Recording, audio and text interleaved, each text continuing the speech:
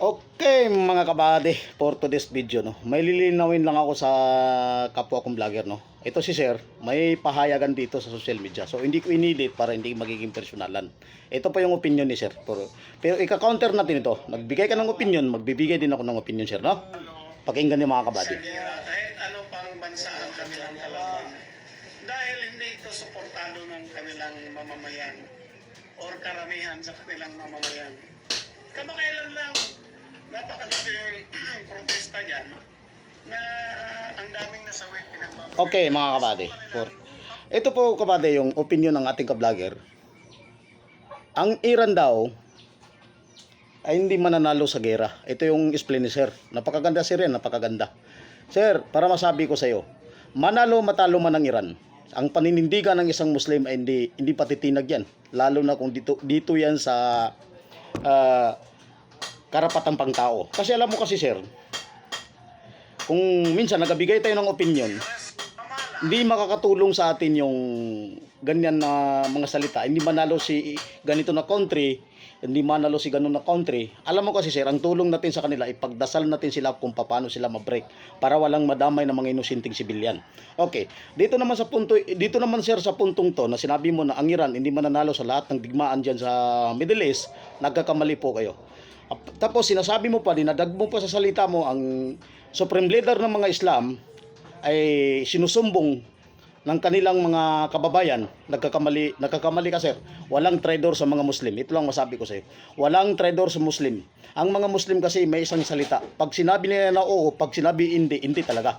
Ito sabi ni Sir, yung daw supreme leader ng mga supreme leader natin sa country ng Muslim ay may mga traitor sa ating mga dito sa baba. Sir, nagkakamali ka. Walang traitor sa mga Islam. Ang totoong Muslim ay walang traitor. Ito lang ang masabi ko sa iyo. Simula pa noon, walang traitor sa amin ng mga Muslim. Pero ang kasagaran dito, Sir, karamihan dito, kami ang tinitrador, no? So, ito. So, ibig sabihin, Sir, pasensya ka lang kasi nagbigay din ako ng opinion sa iyo. Kung guys, paki-share ang video natin para makita naman ng kabady natin na vlogger, no. Ang sabi niya kasi sa lahat ng labanan, sa lahat kahit anong klaseng labanan, para din yung sinabi na ang tayong mga Muslim wala tayong pananalunan sa lahat ng pakikibaka. So, mali talaga Sir. Kahit hindi man kami manalo, kung wag niyo kaming takutin sa anong klaseng baril, kahit anong klaseng kalaking gulo yan, ay kasi kami, may paninindigan kami inshallah. Anong paninindigan yan? Asyhadu an la ilaha illallah. Yan ang paninindigan namin. Handa kaming mamatay, handa kaming pumatay. Basta ang pag-uusapan dyan ay asyhadu an la ilaha illallah. Yan ang lakas namin. Kahit buong sandataan ng digdig na ibuo sa amin mga Muslim, wala kaming dapat ikatatakot. Kasi handa kaming mamatay. Mas gusto namin pagmamatay pag pinag-uusapan ng jihad. Pag pinag-uusapan ng jihad fisabilillah, ay halal jihad, handa kaming mamatay kahit sa anuman oras, kahit kasama yung mga pamilya namin. Inshallah, handang-handa kami talaga mamatay. So, wag mong sabihin na kami na yung mga counter ng mga Islam, kaya madaling namamatay yung mga supreme leader ng Muslim kasi sinusumbong ng mga kalugar nila, kapwa nila Muslim, nagkakamali ka Sir. Walang traitor na Muslim. Ito lang masasabi ko sa iyo. Walang traitor na Muslim, pero tapat sila sa paninindigan. Yan lang ang masabi ko sa iyo. So, tayo mga kabady, tayong mga Muslim, tapat tayo sa paninindigan, pero sa totoo lang talaga, kung ganito nang ginagawa sa atin ng mga ibang lugar, kasi para masabi ko sa iyo Sir, nananahimik yung country ng Muslim sa sarili nilang bayan. Ang ginagawa ng kalaban ng Islam, gulo. Ginugulo yung counter area ng Islam. Ginugulo. Simula hindi nang gulo ang Islam.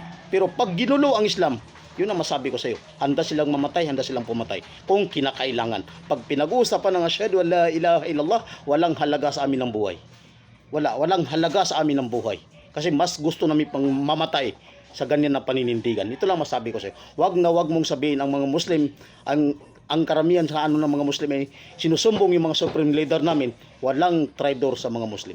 Kung may makita ka man na nagpapapel ng Muslim na nagtatraidor, yan ay hindi matatawag na Muslim. Yan ay munafik, kapwa ng Israelian, mga Hudyo, mga Israeli. Yan, kung may magsumbong man sa leader ng Islam, sinumbong niya sa kalaban, yan ay hindi matatawag na Muslim. Yan ay kafir, yan ay munafik. Alam mo anong ibig na munafik? Hindi tinatanggap ni Allah. La'natullah alayhi. Nagagalit yung Allah dyan sa ganyan klaseng mga tao. Ang tawag yan sa amin, hindi yan matatawag na Muslim, maring Hudyo, maring Israeli. Kasi sir, ito masabi ko sa iyo yung Iran, nananahimik na bayan yan.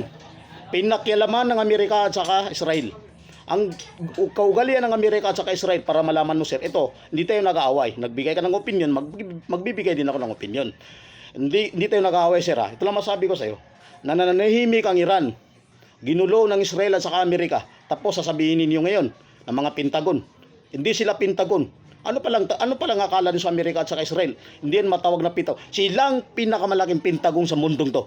Kasi gusto nila sakupin lahat ng may lugar na may lugar.